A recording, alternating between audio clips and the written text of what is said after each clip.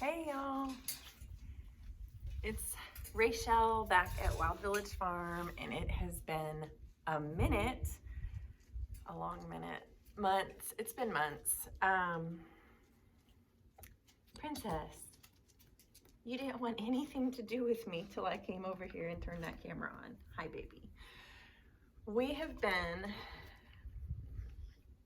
I'd like to use the words overwhelmed by God's goodness these last few months, but overwhelm definitely starts the phrase. I would say around June, July,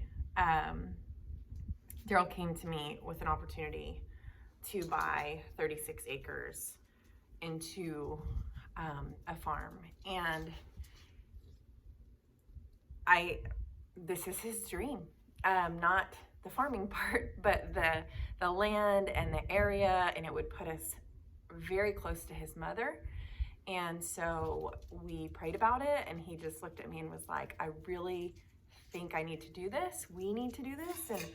And nothing in my spirit said, no, don't do this. So we both were in agreement, this is what we're going to do. That took several months to get paperwork filled out, dealing with attorneys, dealing with getting the land settled, because we've bought into a portion of a farm, and so they're having to get the land separated correctly. There's a lot to it. Anyways, that took a very long time. Mid-December, he finally signed and finalized this purchase. And so what that has done for us in that time, we've also been working on renovating that house, trying to get our current home, little projects that we had started, get it finished, and now get it ready to be on the market. We did have a realtor come in. He said he would really like to see it up by February. And that was in December. And here we are we're 9 days into January, and realizing how quickly that time is going. So every day even if it's one thing, one little project, touching up things, fixing things. It's hard to sell a house when you have, right now we have at least 4 kids living in this house, and that has been it's hard, especially that little one with his little oily handprints. Like, I can paint a wall and then the next day there's a handprint. So it's all good stuff, but we're just a little bit bombarded and overwhelmed at times. And so I just keep having to step back. And that's why there's not been any new videos, is time. I feel like time is a luxury that I don't have right now. And Daryl and I have really had to work at making time for one another, making time to be present and to be just available. And the other side of it, and I'm only going to touch on this for a minute because I don't want to cry on this video. That's not what this video is about. But I have gone through a season of grief in the last few months. And initially I felt really stupid or silly for this feeling of grief, because I've had multiple friends my age lose their spouse in the last 2 years. I've had multiple friends lose a child, multiple friends lose a mother or a father, and I feel guilty for having this season of grief, and it's over my children growing up. And we are in this weird place where we have these children, I'll use the word loosely, they're big kids, some of them are grown-ups, and our 21-year-old still mostly lives with us, and then our 20-year-old is living in Austin, but our 18-year-old is here, our 16-year-old's here, and then of course the 7-year-old. But they have entered this stage where they don't need us like they needed us 2, 3, 4 years ago. And my heart was not ready for that this year. My heart thought we still had lots more time and this wasn't going to be an issue. And Thanksgiving came and went, and Sweet Paxton went and stayed with my mom at Thanksgiving. She wanted to have Granny camp out, and that's fine. I had no children home Thanksgiving Day. And I love cooking for my family. I love having them at the same dinner table. I love having conversations about what we're grateful for. And to sit there with my husband, I cried most of the day, and he's just looking at me like, but we have time together. And it's true. But I felt lost. And I realized that I have this sense of identity in being a mother, and I have for so long. I became a mother when I became an adult. And to think after 20, 21 years of being a mom, all of a sudden those little birdies are not under my wing. They're not in my nest. And they're starting to show me, like, we have roots and we have wings and we're ready to fly, and I'm not ready for them to fly. And not that I want to keep, spoon feeding them either. And I don't. And I think that's, Daryl's looking at me like, we've succeeded. Like, look at them. They're grown. They're finding their way. They're taking classes and getting jobs and learning how to provide for themselves. And they're making mistakes and they're not doing everything we want the way we want it, but they're becoming adults, and what a gift. And it's true. So all of that between the move and trying to wrap my head around all the projects and these kids growing up. And then one of the things I shared earlier last year at the beginning of the year was that my goal this last year was really to focus on healing. I have a diagnosis of Crohn's disease. It's an inflammatory bowel disorder. And I have been on, it's a biosimilar medication like Remicade. This last year they changed the medicine because my insurance changed when I changed jobs. And prior to that, in 2019, when I started on the first one, the hospital that I was going to was not doing their job or due diligence and submitting paperwork. And so what I was told was that I would owe a minimal amount every month that I had the treatment. It's every 8 weeks. And then that was at the end of 2019. And then at the end of, going into 2020, when COVID hit, you couldn't reach anybody. You couldn't go to the office. You couldn't talk to anybody. And so I kept trying to reach out, not getting a response from the financial people there at the hospital. And then moving, that was 2020, 2021. Well, now that I've gotten everything settled, it's between $25,000 to $30,000 that we owe. So this year has not just been about healing, it's also been about paying off debts. And so I did start a new job in January that I love. And in the meantime, Daryl and I have had a lot of time to talk about what we want the homestead to look like, avenues that it can bring in some revenue for us, or provide. Sometimes that's not through cash. Sometimes that's bartering and trading services and being a resource. And then also I do like to do photography on the side. And so that has always been, for the past 7 years, almost 8 years, a hobby for me is capturing moments and freezing time for families. And so I was able to put more energy and time into that this year, especially in the fall. And so just through, that's God's provision, and just living very simply, really working hard to pay off those debts and to get debt free. I'm getting very close. We're very, very close to that, but it's been a work in progress. And so again, all of those things, renovating the little farmhouse that we're moving into, and just looking at the resources on that land and what we're gonna have to do. There's a lot of cleanup to do. Anytime you buy land, especially farmland, you are going to have farm junk. It is very rare that you will buy farmland and not have farm junk. And so, ta-da, that's one of the things that we're going to be doing. So anyways, today I wanted to talk to you guys, if I don't run out of time, about what we accomplished in 2022. I've kind of done the broad overview of big things, but what we've accomplished in 2022. So last year, Christmas time, 2021 Christmas time, I did my first video ever, And it was to talk about our milk cow. We finally found a milk cow. Loved her. She was already bred, so we were planning on having a milk cow and planning on starting to milk and make our own dairy products here at the house. Here comes Miss Belle. Come on, sweet girl. Princess, lay down. Hi, Belle. You can come out. I had it in my mind she was doing June, July. As we started doing the numbers, it looked like she could be anywhere from mid-July to the end, our first, second week of August. August 8th. August 8th, we had that calf. We've got a calf. Dang. Hi. Belle. It was a bull. He is now a steer.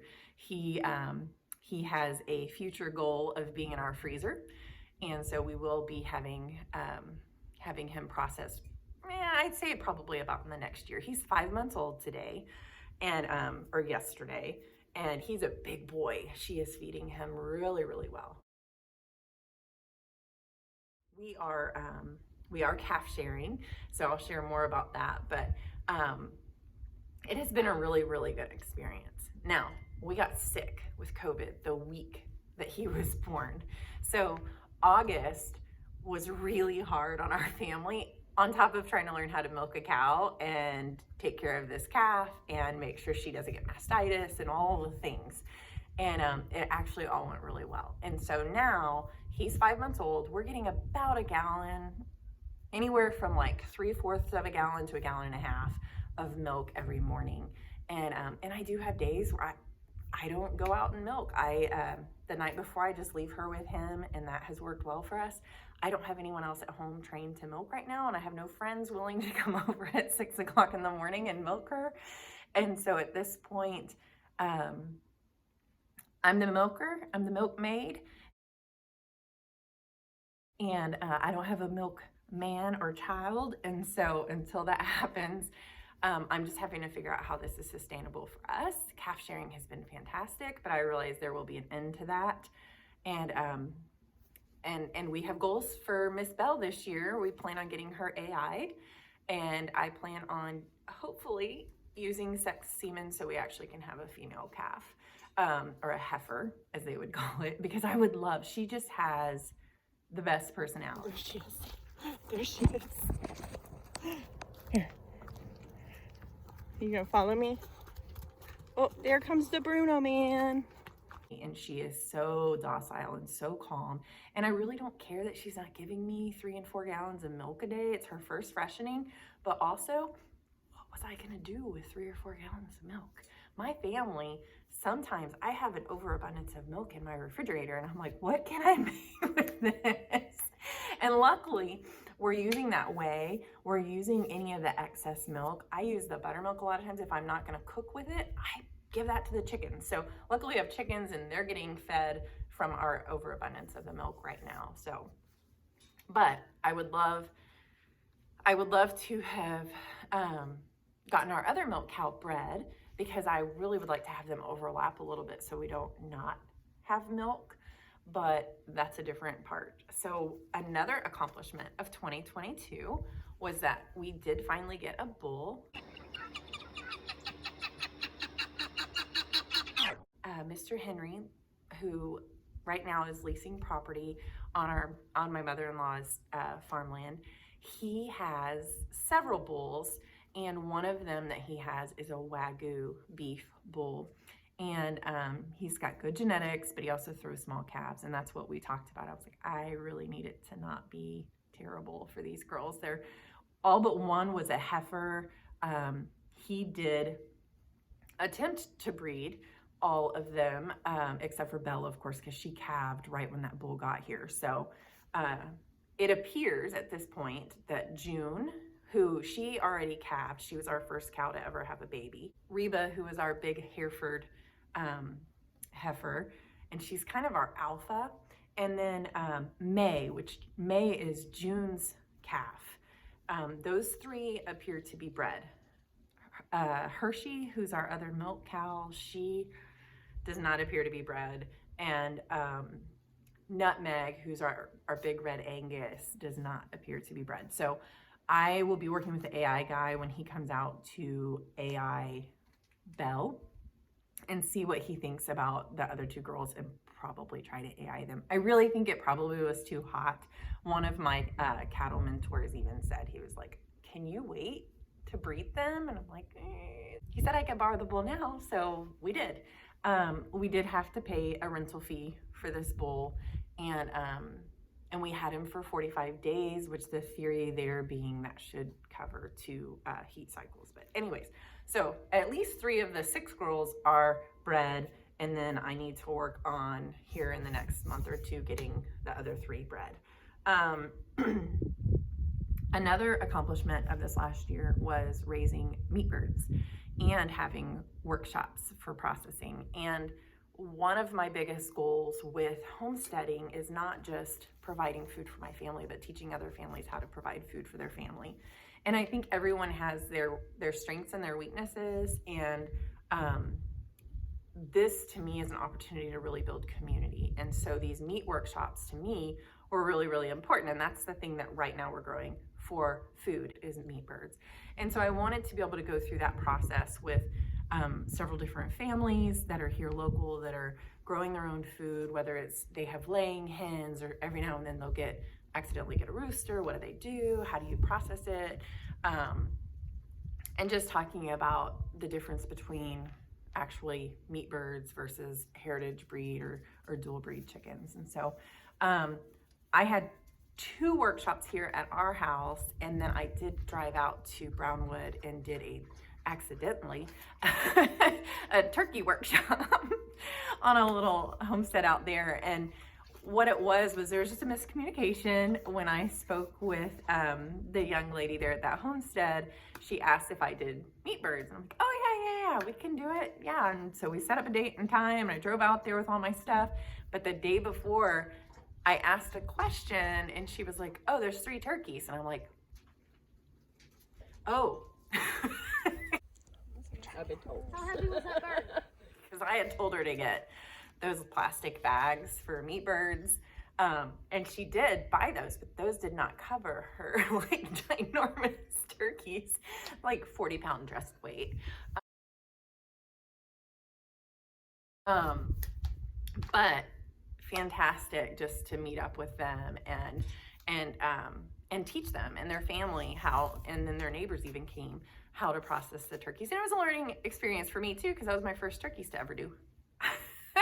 But it went fine. And it actually has inspired me this next year to grow turkeys. And especially when at Thanksgiving, I was just thinking, well, not Thanksgiving because we didn't have anybody here, but I was thinking we could grow our own turkeys. I don't see why we couldn't. Although I do watch other homesteaders and they tell me, we have guineas and they're not smart. And so I wonder if the turkeys are like the guineas, because our guineas have dwindled from 16 down to 4 since 2020. And so I just am like, I want to grow turkeys, but we've been eating a lot of ground turkey instead of ground beef. It's just something that I can get, and I can get pasture-raised ground turkey easier than pasture-raised beef at this point, and a little less expensive. So everything's expensive. The food is out the wazoo expensive. So doing 3 workshops, 2 here and then 1 on another homestead, and that's opened some doors. I'm not sure where that's going to go, but there's interest. And can you come do that at my place? Can you come teach us how to do our birds?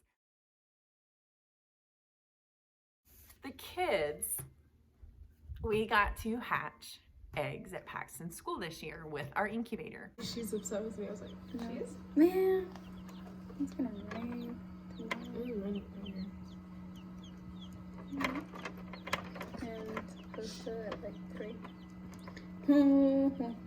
She sound like That's bad. Not only is it gonna rain. Now, this was a Facebook Marketplace incubator that I got for $40. And so we did practice here at the house. We got 2 little chickens. We did end up processing those at our last workshop because of course they were both roosters. And then we knew that the incubator would work, and I kind of was able to troubleshoot. So we brought in a bunch of Easter eggs and hatched them. We only got 8 of them hatched, but only 6 of them survived. So we got 6 Easter eggers, 3 boys, 3 girls, and processed 2 of those roosters also at this last workshop, but kept 1 of them. And so now I've got a bunch of Easter egger hens, because we did get some from the feed store.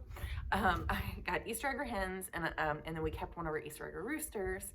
And our plan here this next year would be, I have 2 classrooms that want to do the incubator in their classroom and hatch eggs.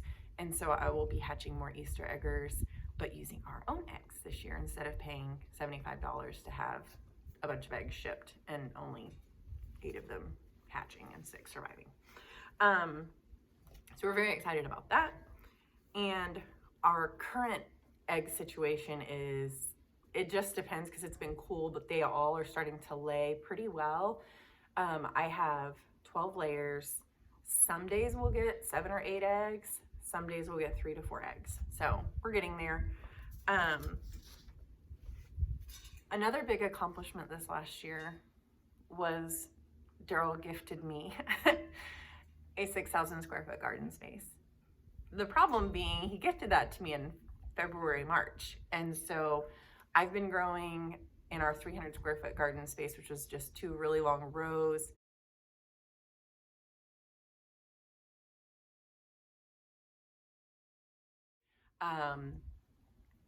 And then we moved to the backyard and did this 6,000 square foot in what used to be pasture. So this is our garden, end of September. It's September 29th, 2022.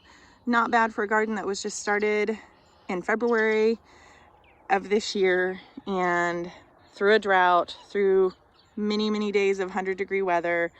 I'm pretty proud of it.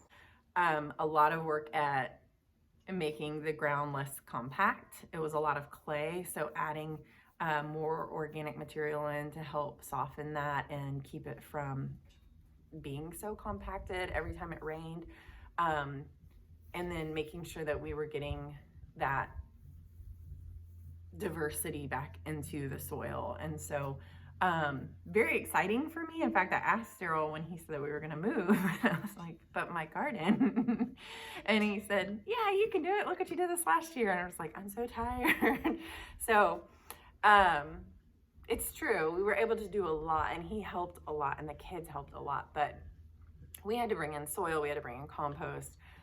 We had to bring in sand, loam, and it was a lot of work and took a lot of energy. And now I'm thinking, oh, what are we gonna do? So the garden space that we're moving into is beautiful. It's going to be fantastic. And I have been dreaming for 3 months, because I really thought we'd be in the house by December, of how I would get that soil ready and we would have a garden planted in March, April. This last few weeks, now that we're in January, I'm going, the other house isn't done, this house isn't done, there's no way. And so I had to just reel it in, which I get really excited about things and want to do everything big. I have to reel it in and say, no, you're not going to do that. You're going to stay. So what is roughly fenced in right now and has been grown here in the last couple of years is about maybe 300 square feet. Again, I think that's about what it is. I'm going to keep that space. And we did a fall bed, so I kind of have already started working on that ground. And it's just going to be like a postage stamp garden for me, or, a very small kitchen garden at this point. We have some opportunities out there to grow some other things, but as I sat down and just started looking and planning, I can't get the fencing up in time. I can't get the soil really ready in time. And it would be a better use of my time this year to really take the time to help that soil improve and figure out what it needs before I just all of a sudden start trying to grow in this huge space. It's huge and it's going to be beautiful. And I even have areas where I'm thinking about doing food forests, and we've got fruit bushes and fruit trees. I have plans for an orchard, a very small orchard, mind you, but an orchard for a little fruit forest, food forest. And so I can't do that this year without losing time with my family, without losing my mind.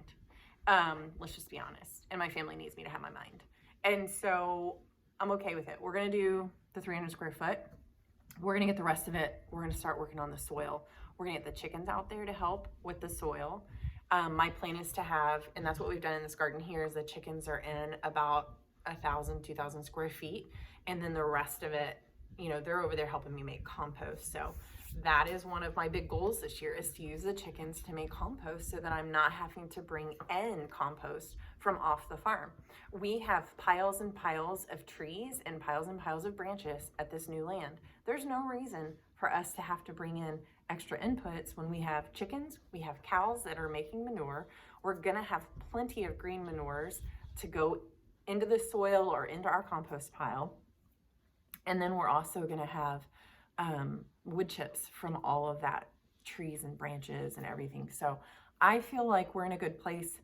If we'll do that, we could actually save money in some places, but also help clean the land up a little bit and get things looking better, but also putting nutrients back into the soil, because that soil, it's some of the soil is clay, some of it is kind of loamy, but it's starting to look like it's just nutrient deprived. It's been used and used and used and not been put back into. And so that's what I want to use this year for, is to help heal that land and just give it a makeover. So the other thing, I have annoyed my husband to no end for 18 months about rotational grazing. Greg Judy, I am in love with the idea of regenerative farming. I am in love with the idea of rotational grazing and using your animals to make your soil better and not worse. And as it turns out, where we're going, I don't have the option of fences right now. So I have been saving money the last month from photography to go towards electric fencing that's portable to move our cows every day, every other day. We have been paying an astronomical amount for hay, just like everybody, because of this drought this last year. And we've been able to keep our girls alive. We have a small herd, so it's not like I'm paying for 30 head of cattle, but it still costs money to feed them. And our girls are used to being on grass. They don't get grain. And so we've had to really work to find good quality hay. And then when you have a milk cow, you want good quality hay. Her milk supply definitely depends on that hay. And we do give her a little grain, and that's just to keep her condition up. It is not her constant intake. And so we have to be very careful with her digestion and just with her overall intake and outputs, because we want to make sure that she is healthy. You know, our goal with these animals is not use and abuse. Our goal with these animals is to care for them, to give them a good life, to feed them, take care of them, and they feed and take care of us. And we've kind of moved with the cattle from them being pets to now them having calves and having some input and making some revenue for our farm. And so this has been a big year in that aspect. So we should be calving mid-May, I think mid-May to early June. And I did my dates right this time, just so you know. We did also, God rest his soul, we did get a guard goose this year.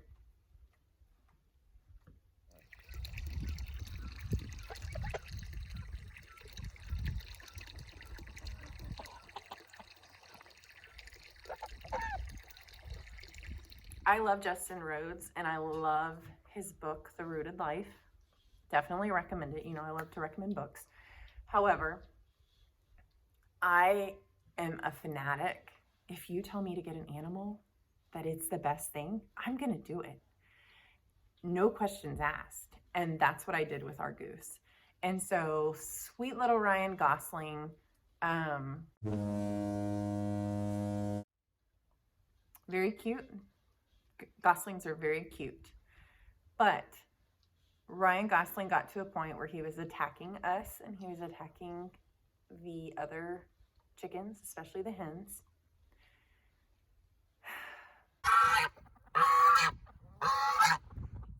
So Ryan's just kind of gotten to where he's not nice.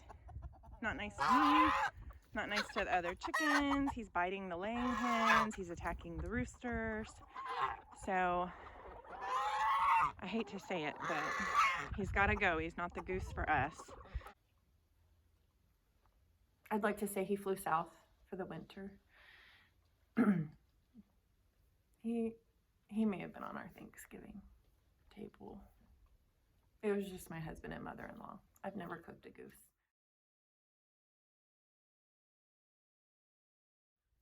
Change my angle a little bit because the battery died.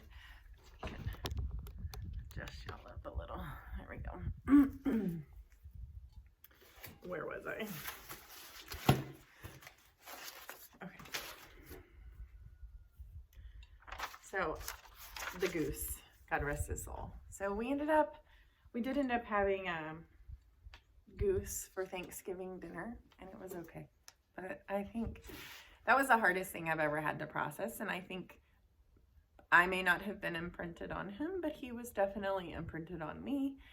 But every time he was attacking one of the kids, especially my little one, I can't have that. I can't have that here, and nobody wants an attack goose, turns out. So, I didn't know what it took to raise a goose. I just thought this would be great. He's going to be a protector. He's going to be wonderful. And he really was for a while. There's just little things like geese need water. He needed a pool. He needed to be able to dip his head underwater. And so one of the things I would like to do this next year, just with reading and learning and watching and asking questions now, I would like to raise a few ducks, and just see, do we like duck eggs? Is that something I want to grow? Is that something I want to raise? Is that something I want to eat? I don't know if I'm going to want to actually eat duck. I've never had duck, just like I never had goose. I never had goose. So we'll see. I don't know.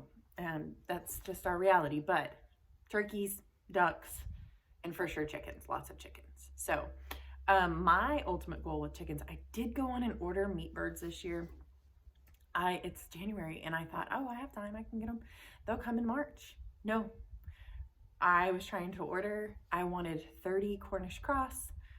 It could be straight run. They don't have to be all males. I don't care. No, not locally. We have a place out in Cameron called Ideal Poultry. They didn't have it. They do. I think she told me the last time I talked to her that now they just drop ship them. They don't actually hatch them there at their hatchery. But Murray McMurray and Myers, both of those, I couldn't get them until May.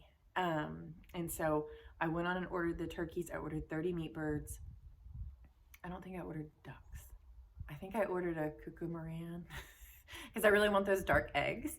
So another accomplishment for 2022 was to have more than just our little brown eggs. So we did get Easter eggers and we got Easter eggers and olive Easter eggers. That's what we hatched. And then we were able to get some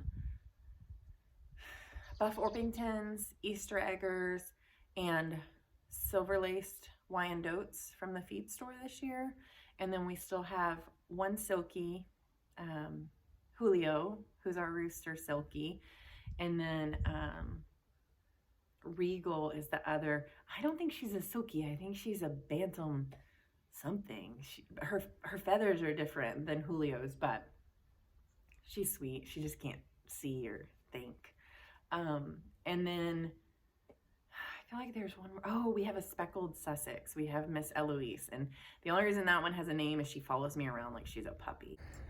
Just pull it straight up. Is it in there good? Yeah, it's like really stuck. All right, now you see who's coming out? Hey, It's Eloise. There we go. Okay. You gonna roll it? Okay, say, excuse me, coming through. Julio can't see you, so don't worry. You got it. all the way. Julia doesn't know where to go. Right there. You want to put it right there?